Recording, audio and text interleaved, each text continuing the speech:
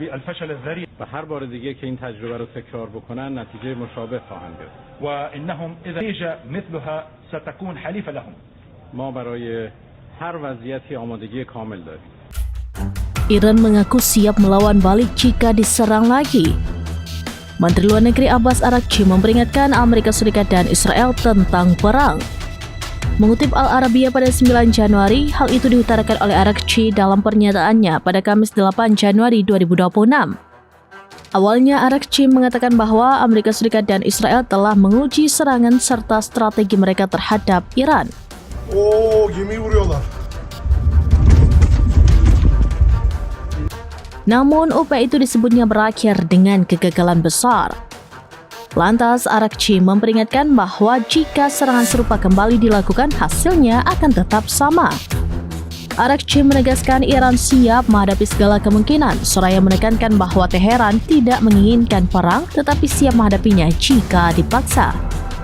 Adapun pernyataan Araghchi disampaikan di tengah meningkatnya kekhawatiran bahwa Israel, sekutu dekat Amerika Serikat, dapat kembali melancarkan serangan terhadap Iran.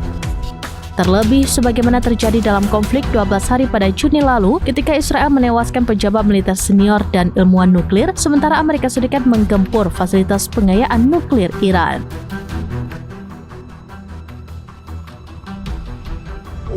Gemi vuruyorlar.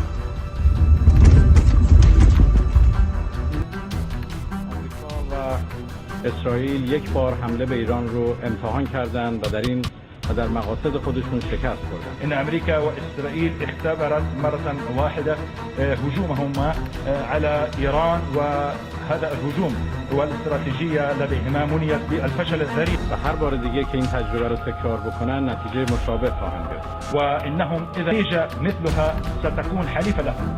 ما برای هر وضعیتی آمادگی کامل داریم. نحن جاهزون لأي وضعية كانت. ما خواهان جنگ نیستیم.